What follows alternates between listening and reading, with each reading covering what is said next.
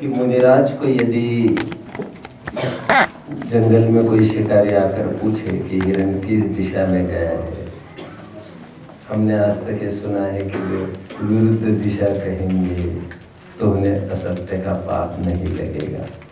ऐसा सुना होगा, राइट?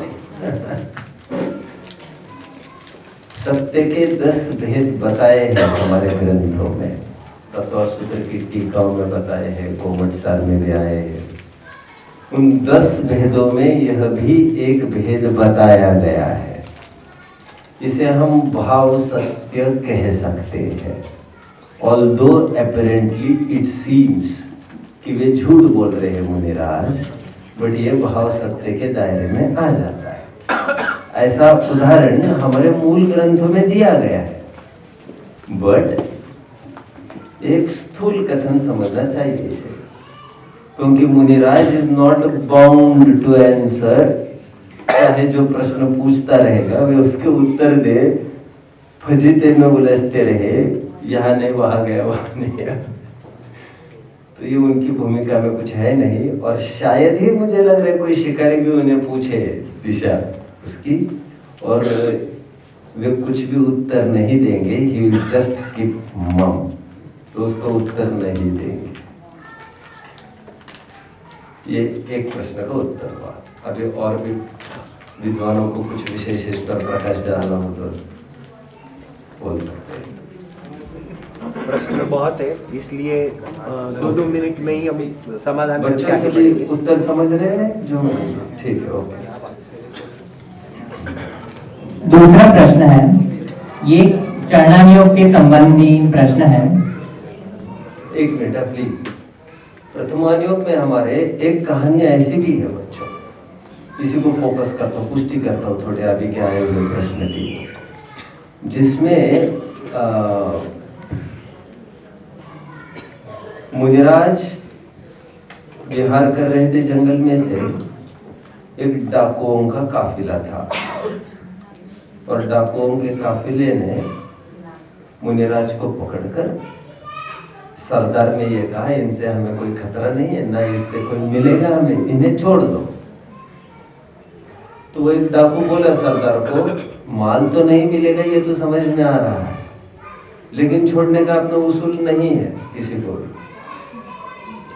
इसे मार देना चाहिए। तो सरदार ने कहा नहीं मारा जाएगा इसे, इनसे हमें कोई खतरा नहीं होगा। पुराण हमारा ये कहता है, अच्छी घटना है ये। बाद में जाकर वहीं पर 1-आध घंटे के बाद 1-2 महिलाएं आई। आप जानते होंगे शायद ये कथा, नागदत्त मुनिराज की स्टोरी। तो जब उन्हें पकड़ा गया, 2 महिलाओं को उनके जेवर वगैरह लूटे गए, तो महिलाओं ने रिक्वेस्ट किया कि हमें थोड़ा टाइम दिया जाए, ये सब जो माल चाहिए ले जाइए। टाइम क्यों चाहिए? तो लौट कर जाकर हमें उलाहना देकर आना है उन्हें, क्योंकि जो मुनिराज यहाँ से गए थे ये मेरे पति है और ये मुझे बता सकते थे इतना खतरा है, लेकिन उन्होंने बताना जरूरी नहीं समझा। जो गृहस्थ अवस्था की उनकी पत्नी है, उनकी लड़की है, उनके खून होने के, लुटने की भी कीमत पर उन्होंने कुछ नहीं बोला। जब हमारे सामने ऐसी कथा है एक मुनिराज की, तो किसी हिरण को बचाने के लिए यहाँ गए वहां गए, इतना क्यों वे विकल्प भूल जाएंगे? मतलब उनको किसी की कोई पड़ी नहीं है। और कोरोनावश हमने आचार्य की, उपाध्याय की और साधु की और आचार्य उपाध्याय का सामान्य स्वरूप में 4 जगह जो परिभाषा हमने पढ़ी है मुनिराज की, वहां पर इतनी ही परिभाषा आई है। कोरोनावश कुछ बात बन जाए तो आत्म कल्याणवश कुछ उसकी धर्म का लोभी कोई जीव आए तो उसको कोरोनावश धर्म का उपदेश दे देते। बाहर के रेस्क्यू ऑपरेशंस की बातें करने के लिए नहीं बैठे।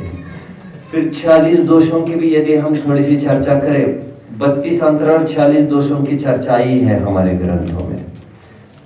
तो किसी भी कारण से लौकिक कुछ अपडेट देना लेना, ये सब वे कुछ भी नहीं कर सकते, ऐसा वहां से भी बात प्रूव्ड है, इसलिए ये बात जमती नहीं है। बट ये भी आपको पता होना चाहिए, 10 भेद सत्य के बताए हैं, उसके अंतर्गत एक जगह भाव सत्य के अंतर्गत इसे भी इंक्लूड किया है। वो किस कंडीशन में क्या हुआ होगा, it's very difficult to say anything. ठीक है, बहुत बढ़िया हमको जानने मिला। एक प्रथमन योग की भी एक कथा से इसका पुष्टि किया गया। आगे आगे बढ़ते हैं।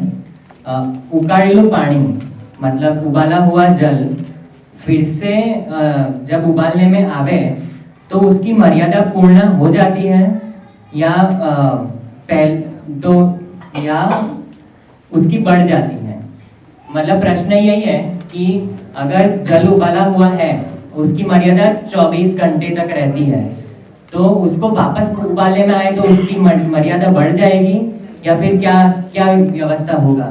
देखो इसमें इतना तो हो सकता है, यदि पानी 6 घंटे की मर्यादा का गुनगुना कर चुके हैं। प्रश्न समझ रहे हैं बच्चों सभी?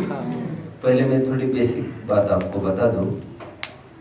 जो पानी हमारे पास अवेलेबल है, मान के चलिए कुएं का या नदी का, ये दो पानी ग्राह्य बताए गए हैं जिनकी बिलछानी दी जा सकती है। बहता पानी शुद्ध बताया गया है।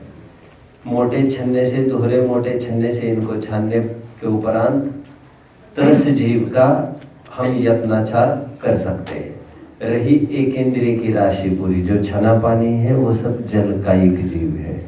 उनको प्रासुप करने की अनेक विधियां बताई है ग्रंथ में, जिसमें गुनगुना किया जाए, ल्यूक वार्म किया जाए पानी को, तो 6 घंटे उसकी मर्यादा कही है। नाउ यदि 6 घंटे किसी ने गुनगुना किया पानी को और 5वें घंटे उसे ये लगा नहीं पानी तो और चलना चाहिए, तो 5वें घंटे में यदि वो उबालने रखे और वहां से 24 पूरा उबाले, तो वहां से फिर 24 घंटा पानी की मर्यादा हो सकती है।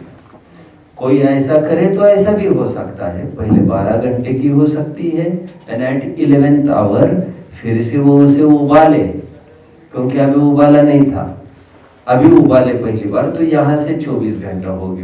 बट पूरा उबाला हुआ पानी है और 23वें घंटे में यदि फिर से उसे कोई उबाल कर और उसे 24 घंटे के लिए रिन्यू करना चाहे उसको फिर से, ऐसा विधि विधान इसीलिए नहीं है क्योंकि आरंभ का दोष लगेगा ना।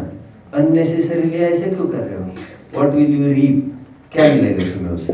तो जितना रिक्वायर्ड है उतना ही पानी छाना जाए, उतना ही उबाला जाए, और यदि बाय चांस रहता है तो उसे बाथरूम आदि किसी भी काम के लिए यूज किया जा सकता है। क्योंकि यदि ये प्रोसेस चालू रखेंगे हम तो ऐसी आदत पड़ जाएगी और अनावश्यक आरंभ भी, एक पानी के लिए इतनी बार उबालने का आरंभ भी बढ़ जाता है, इसलिए ये ठीक नहीं है।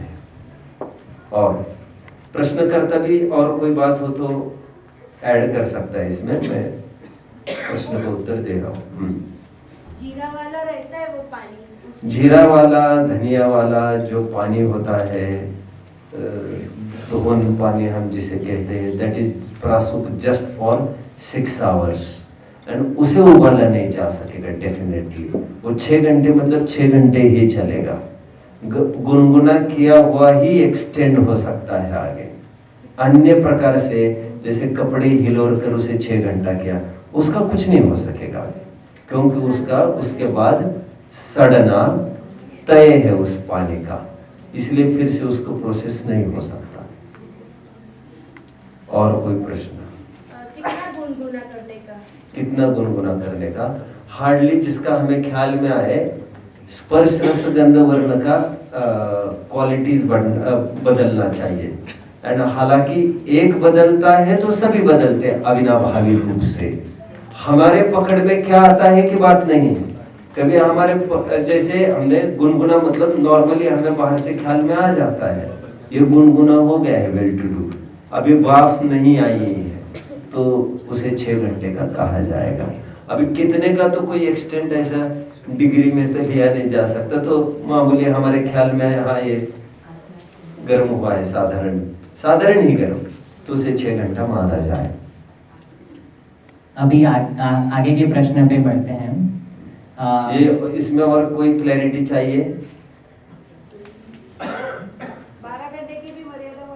हाँ, गुड क्वेश्चन। नाउ बेसिकली हमारे ग्रंथ में कहीं भी 12 घंटे की मर्यादा का उल्लेख मिलता नहीं है।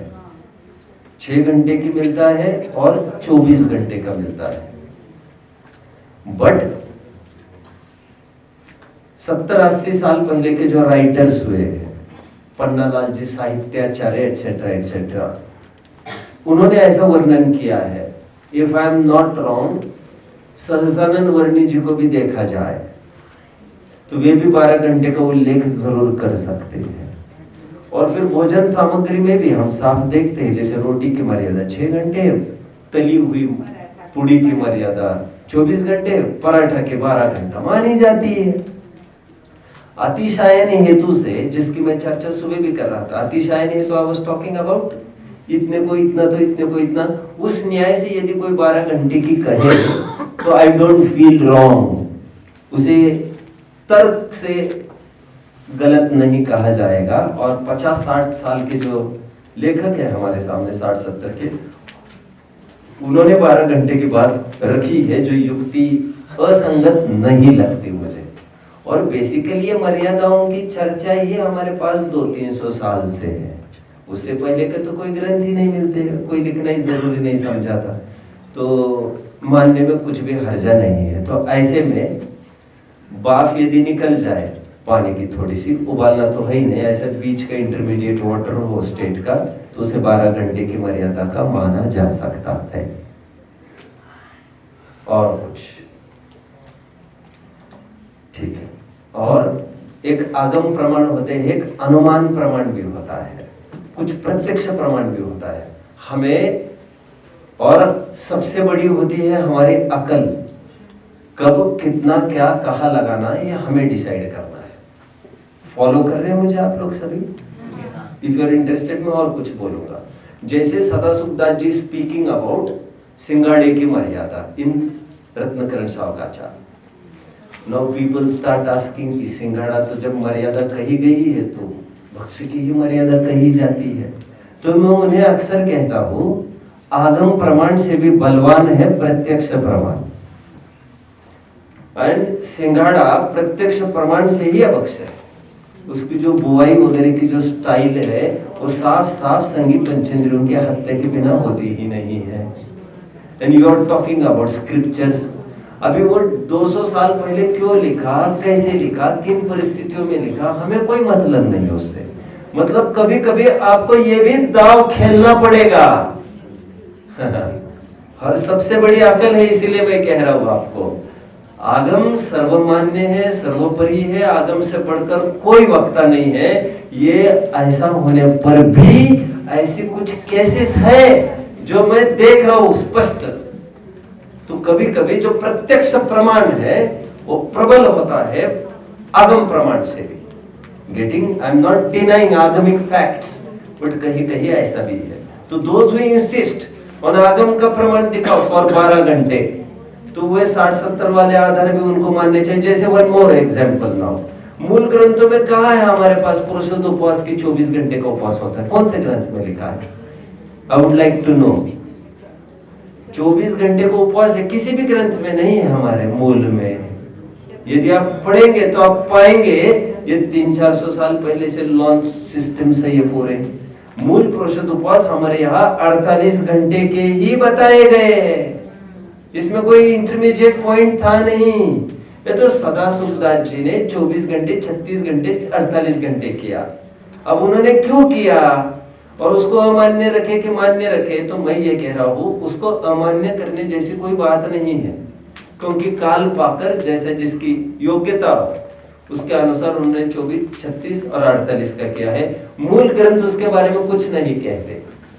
तो अब काल पाकर, स्थिति पाकर चरणान योग इतना फ्लेक्सिबल है। जैसे मैं हमेशा कहता रहा हूं, Charananuyog is like river, it keeps on flowing. यदि वो तालाब जैसा होता तो सड़ जाता। It keeps on changing itself with the changing times. और वो चेंज भी हमारे खोपड़ी में बैठे वैसी चेंज की बात नहीं कर रहा हूं, नहीं तो ऐसे तो हर जन बदलने लग जाएगा। बट थोड़े विवेक की उसमें जरूरत पड़ती है। क्षुल्लक आइलक ऐसा कोई कंसेप्ट नहीं था पहले रत्न श्रावकाचार ग्रंथों में, 11वीं प्रतिमा मात्र था। But now time has accepted that thing. कभी कभी समय उसे स्वीकार करता है, समाज स्वीकार करती है, विद्वान स्वीकार करते हैं, then that becomes a part of syllabus. कितने जन फॉलो कर रहे हैं मुझे, आई वांट टू नो बच्चों। मैंने अक्सर आपको ये कहा है, जैसे डिक्शनरीज होती है हमारी, डिक्शनरीज भी निरंतर हर साल उसमें वर्ड्स नए नए बढ़ते रहते हैं। अभी कोई घर पर बैठकर पढ़ाता होगा क्या ये वर्ड्स कि मैं तय करूंगा, मैं तय करूंगा, जो सर्वमान्य होने लगते वर्ड्स वो जगह ले लेते हैं उसकी। ऐसी काफी सारी बातें, दिमाग हमारा विवेक ये प्रबल चीज है, कहीं अतिरेक न हो जाए, हम अभिनय भी ना कर दे आगम की, और आगम में किसी ने कुछ चुपचाप मिलाया होगा तो हम उसको एक्सेप्ट कर ले ब्लाइंडली, ऐसा भी नहीं होना चाहिए। बहुत सारी बातें समझ लेना चाहिए, ठीक है। और कुछ एक और क्वेश्चन है, ये इंटरेस्टिंग क्वेश्चन है। इसमें आई गेस सभी ने ये एक बार तो सोचा ही होगा, तो सभी विद्वानों का ओपिनियन मिलेगा इस पे, तो बहुत बढ़िया चर्चा होगी। क्या जैन धर्म मिसोजिनिस्ट है, मतलब कि स्त्रियों को पुरुष से हीन मानता है? क्योंकि हमारे में तो स्त्रियों को न भगवान का प्रक्षाल करने मिलता है, न उनका स्पर्श, स्त्री तो मोक्ष की भी अधिकारी नहीं कहा जाती। तो क्या जैन धर्म इतना ऑर्थोडॉक्स माइंडसेट को बिलीव करता है? ये बार बार प्रश्न आते हैं, इसमें कोई बहुत देखो ऐसा है,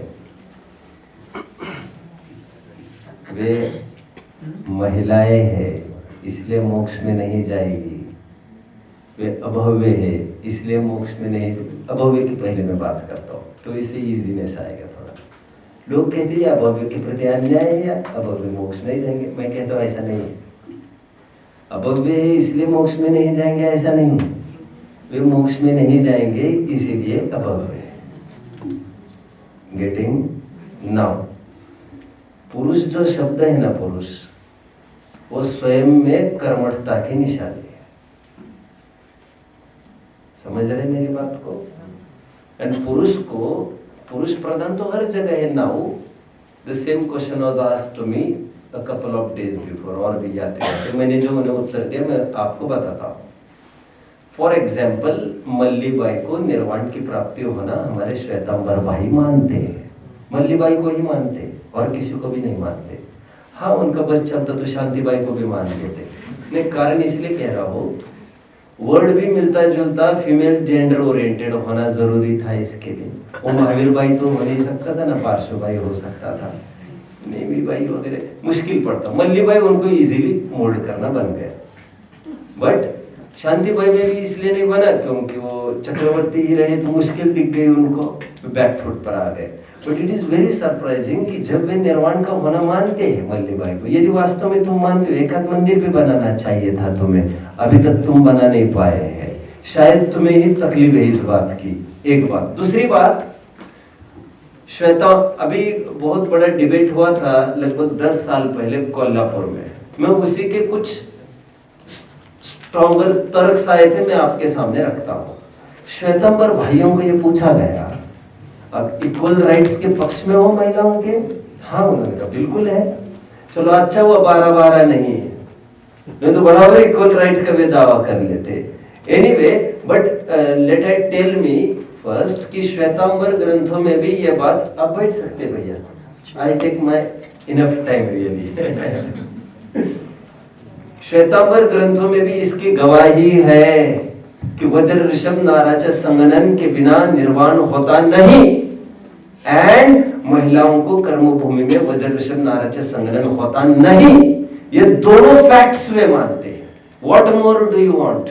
मतलब किसी भी रूप में वे उसको काल दोष मानते होंगे, क्या मानते होंगे मैं नहीं जानता, बट श्वेतांबर को ठेठ प्रश्न पूछा गया, यदि आप इक्वल राइट्स के इतने पक्ष में है महिलाओं के, तो आज तक आचार्य सम्राट के रूप में महिलाओं को मानना क्यों योग्य नहीं समझा जा रहा है आपको? तुलसी हो रहे, महाप्रज्ञ हो रहे हैं, पुरुषों को ही किए जा रहे हैं आप। एक आध बार महिलाओं का भी नंबर लगा लीजिए ना, बट उसको प्रकृति एक्सेप्ट नहीं करती इजीली, और ये प्रूव करने की गरज नहीं है ज्यादा। महिलाएं बेसिकली ही बलहीन हुआ करती है। टोडरमल जी ने साफ साफ लिखा है महिलाओं के उच्च परिणाम नहीं होते जिससे वे ऊंची भी कोई स्थान पाए ऊपर ग्रेवी एक आदि, ऐसा भी कभी संभव नहीं। 16वें स्वर्ग के ऊपर वे जाती नहीं, नीचे 6वीं पृथ्वी के नीचे वे कभी जाती नहीं। जिनके ऐसे परिणाम होते नहीं, ऊर्ध्वगमन अधोगमन रूप, उनके मोक्ष योग्य भी परिणाम होता नहीं। एंड बाय नेचर टोडरमल जी ने काफी सिद्धि की। I think you should read on 147 148 page पर आपको मिलेगा, जहाँ पर क्षुद्र मुक्ति का निषेध, स्त्री मुक्ति का निषेध, गृहस्थ लिंग की मुक्ति का निषेध और तिर्यंश मुक्ति का निषेध, ऐसे 4 प्रकरणों पर फोकस किया है उन्होंने। उसमें कहा है कि स्त्री नग्न होकर निशंक रूप से दीक्षा नहीं ले सकती है, क्योंकि बाय नेचर विलियम शेक्सपियर का एक कोट है, बहुत फेमस कोट है, frailty thy name is woman. सुना है किसी ने? What is frailty? FRAILTY। Frailty is tenderness, tenderness, मृदुता। मृदुता तो समझ में आता है ना, सॉफ्टनेस, सॉफ्टनेस मतलब महिला is considered to be soft only. कभी भी कोई सॉफ्ट कॉर्नर की बात होती है देन महिला कैन मैनेज दैट थिंग। तो जो सॉफ्ट कॉर्नर्स की बात होती है वो महिलाओं के पास होती है। जो कर्मठ और जो फाइनल डिसीजंस होती है क्लाइमैक्स की, she is unable. One more thing now to be added, जो मुनिराज के दंड विधान कहा गया है ग्रंथों में, जैसे परिहारन पारंचिक तक के दंड बताए गए हैं मुनियों के। अब थोड़ा अध्ययन करेंगे तो यू विल रिजॉइस। हमारे ग्रंथों में काफी सारी बातें हैं। जैसे मैं थोड़े से आपको दंड बताता हूँ। मुनियों को कुछ दंड विधान भी है, ऐसा करने पर ऐसा, वैसा करने पर ऐसा। तो जैसे फॉर एग्जाम्पल 4 दंड बताए हैं, अभी शॉर्ट में मैं आपको बताऊं। जैसे छेद फॉर एग्जाम्पल। व्हाट इज छेद? तुमने इतनी बड़ी गलती की, 10 साल की दीक्षा विल बी मिनिमाइज टू 2 साल की दीक्षा। दिस इज छेद। तुमने और भी बड़ी गलती की, देन 10 साल की दीक्षा विल बी नलिफाइड। अगेन तुम ग्राउंड पर आ गए, अभी तुम फिर से अर्जी लगाओ कल, then we will think once more. 0 हो गई दीक्षा। यदि बड़ी मात्रा का अपराध हो तो उसे परिहार एंड पारंचिक तक के प्रायश्चित कहे। व्हाट इज परिहार एंड व्हाट इज पारंचिक? मैं थोड़ी बात आपको बताऊं तो जैसे पारंचिक में ऐसा होता है कि जैसे मुनिराज जिसने दंड किया है वो क्या दंड करते हैं उसके भी विधि विधान है पूरे ग्रंथ में। I have no time now to tell all this things. जैसे उसने कुछ किया मुनि ने गलती, तो मुनियों को कहा जाता है चलो तुम निकलो यहाँ से और तुम्हें जाना है अभी उस मुनि के संग में, which is 100 kilometre away from here. उसके साथ एक लेटर भी दिया जाता है उसको। वो जाकर वहां पर लेटर दिखाता है। उस लेटर में लिखा रहता है कि ये पारंचिक दंड के तहत इनको ये सजा मिली है। अब वे जहां पर नए संघ में जाते हैं उनके साथ कोई नॉर्मल व्यवहार नहीं करता, उनका उठना बैठना संघ से अलग, माफ करना। जहां पर बाकी के सभी मुनि दीर्घ शंका के लिए जाते हैं वहीं पर उनको साधना करने के लिए बैठना है। ऐसे ऐसे दंड दिए जाते हैं और पर्टिकुलर इंटरवल्स के बाद ऐसे 7 मुनि संघों में उनको घुमाया जाता है। और नए नए संघों में घुमाने का क्या तात्पर्य है? नई जगह जाएगी तो तुम्हें कोई नहीं पूछने वाला है। वहां पर newcomers are not entertained anywhere. अब देखते हैं नए कंपनीज में कोई ज्वाइन करे तो बलि का बकरा बनना ही बनना है। अब देख लें, अब मुनिराज को भी मुनि अवस्था में ऐसा ऐसा किया जाता है। मैं आपको शॉर्ट में बताया। परिहार एंड पारंचिक जैसे दंड कभी भी अर्जिकाओं को नहीं बताए हैं। अब ये भी देखिए, क्योंकि उनमें उतनी है ही नहीं एफिशिएंसी, तो उनके मतलब एक्सट्रीम पॉइंट के, एक्सट्रीम लिमिट्स के दंड भी, पनिशमेंट्स भी उनको नहीं हुआ करते। जब हम पढ़ते हैं ये सब लिटरेचर तो हम पाते हैं physically and mentally both weakness रहती ही है महिला में। ये प्रकृति प्रदत्त है। दिस हैजंट बीन इम्पोज्ड और कर्स्ड बाय समवन। ये तो प्रकृति प्रदत्त है वीकनेस। एंड हमको हीन भावना से देख रहे, ये बात तो है भी नहीं कुछ। और जो हीनत्व है, निर्वाण न जाने की अपेक्षा, वो तो अनडाउटेडली है। इतना पुरुषार्थ तो आप कर नहीं सकेंगे इस भव में। तो पुरुष नाम ही इसका है, मर्द कहते ही उसको है जिसमें कोई दम हो, कोई बात हो। और मजबूरी में कभी अखाड़ा संभाल ले महिलाएं, प्राइम मिनिस्टर, प्रेसिडेंट पद संभाल ले, बट वो है मजबूरी के ही तहत हुआ करता है। इंदिरा गांधी को मजबूरी के तहत ही चेयर पर बिठाया गया था। और आप पढ़ेंगे पॉलिटिक्स तो आप पाएंगे she was unable in politics. 2-3 साल तो उसके वैसे ही गए, पीएम तो बनी रही, लेकिन एक एक चीज उसको सब समझाते रहे समझाने वाले, वो तो बिठाने के लिए बिठाया गया था। तो महिलाओं को इजीली, जिस घर में डोमिनेंसी महिला की हो, उस घर में पुरुष को बहुत महत्व नहीं होता, और पुरुष को महत्व न होना परिवार के महत्व पर प्रश्न चिन्ह खड़ा रहता है। आप नोट करिएगा, मैं ज्यादा कुछ कहने की जरूरत नहीं है इसमें। तो ये प्रकृति प्रदत्त है ये, और जहां तक तुम पहुंच सकते हो वहां पर पहुंचिए ना, जहां पर जा सकते हो वहां पर हम जा सकते हैं।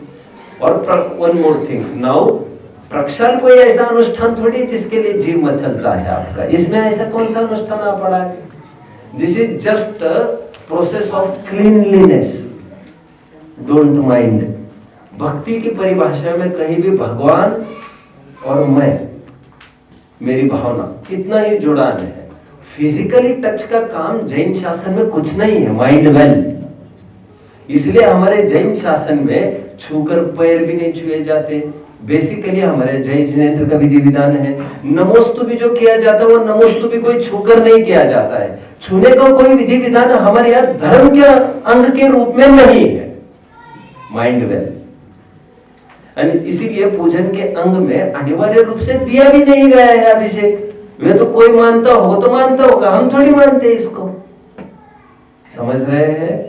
और प्रक्षाल कभी भी एक ही जन करेगा, समाज इतनी बड़ी है, और दूसरी बार प्रक्षाल निषिद्ध होते हैं। तो प्रक्षाल करने का एक रेस्ट्रिक्शन है, तो एक जन कर रहे भक्ति करने के लिए रेस्ट्रिक्शन कहा है तुम्हें? वो आप कर सकते हैं। और इतनी कमियां महिलाओं में है, ये सभी जानते हैं। मासिक धर्म से ग्रसित होती है, गर्भवती भी उसे ही रहना पड़ता है, सब समस्या उसी को भोगनी पड़ती है। मतलब बलहीनता उसकी प्रकृति का एक पार्ट है। ये सोच सोचकर विरक्ति होने का काम है, कोई लड़ने का काम नहीं है यहाँ पर, क्योंकि राइट कोई देने वाला नहीं है, ना ही किसी ने छीने हैं तुमसे। भोग और क्या है वो, श्रृंगार और भोगों का फल कहती नारी। भोग और श्रृंगार के फल में नारी पर मिलती है, तो इसको नहीं करो आप। चलो नेक्स्ट। किसी को कन्विंस नहीं होता हो तो ही कैन आस्क, जो भी पूछना चाहे।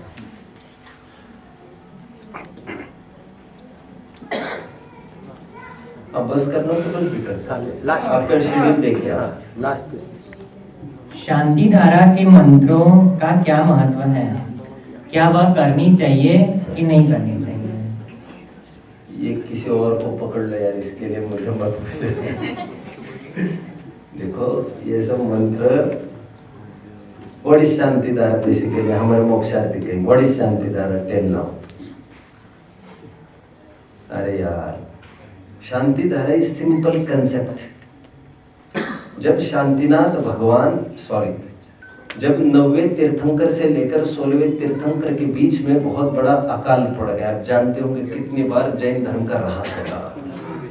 एंड शांतिनाथ भगवान से फिर रिज्यूम हुआ, हैसललेस चलता रहा जैन दर्शन हमारा। शांति धारा इज नॉट दैट शांति धारा। शांति धारा इज अ प्रोसेस ऑफ अखंडित रूप से जनवानी बहती रहे, शांतिनाथ भगवान से चलती रहे, दैट इज दैट शांति धारा। अब कौन क्या कहता है मैं क्या जानता हूं मैं, और 1000 खोपड़ियां है, 1000 इन्वेंशन से, रोज कुछ न कुछ इन्वेंशन होता है, मंत्र भी इन्वेंशन होते रहे। हमारे यहाँ नमोकार मंत्र ही मंत्र है सच पूछो तो, और बाकी मूल मंत्र कहा गया है इसी से, और अवान्तर मंत्र इसी से बने हैं। अब कौन क्या कहता रहता है उसको मैं ज्यादा नहीं समझता, और मैं बहुत तुकबंदी नहीं समझता इसका। बहुत सारा पार्ट, हमारे पूजा पाठ का बहुत सारा part has been borrowed by our neighbours. एक एक छंद तक या हवा से उठाए वाले हैं उधारी से, उधारी के वैष्णव धर्मियों के। तो मैं ज्यादा उलझना नहीं चाहता इसमें। पूजन की मैं एक ही परिभाषा समझता हूँ, भक्ति की, दर्शन की एक ही परिभाषा समझता हूँ, भगवान होने की हमारी भावना, भगवान का गुणानुवाद, उनके अनंत चतुष्टय का बहुमान। अब वो बहुमान कुछ मुखरित होकर हो, कुछ आवर्त लेकर हो, तो उसमें क्या बात है बड़ी। तो पूजन का ढर्रा बहुत बदल रहा है। तो शांति धारा का जो मैं अर्थ समझता हूँ, और मैं समझता हूँ this is exact what people should think, and I don't know what people think, and शांति धारा के रूप में वो धारा मानते हैं। बट और हमारे यहाँ धारा का तो विधि विधान सच पूछो तो है भी नहीं कुछ। हमारे यहाँ वो कोई सच पूछो तो जन्माभिषेक है भी नहीं, जो पानी की जरूरत हो वहां पर सूखे कपड़े से प्रक्षालन करना और परिमार्जन करना, और फिर गीले वस्त्र से एक बार, फिर चाहो सूखे वस्त्र से एक बार, खत्म। धार की आवश्यकता केवल वहां पर होती है जहां पर मैल कहीं संचित हो जाता है, उसे निकालने के लिए कोई जरूरत हो। That is science. वो कोई ऐसा थोड़ी है कोई कोई धर्म का पार्ट है वो। देखो जैन दर्शन टोटली वैज्ञानिक है, इन बेवकूफियों में नहीं उलझना चाहिए। और कोई करता हो तो आप उसका आशय यथार्थ रूप से आप समझते रहे, क्योंकि एक एक चीज को बदलना समाज भी उसको इजीली एक्सेप्ट नहीं करेगी, ना कुछ बात होगी। तो जो चल रहा है चल रहा है, समझ रहे। बट पॉजिटिव एस्पेक्ट आपके ज्ञान में होना चाहिए, शुभ परिणाम की आपकी क्षति नहीं होनी चाहिए। Next, I think it's over now. Oh.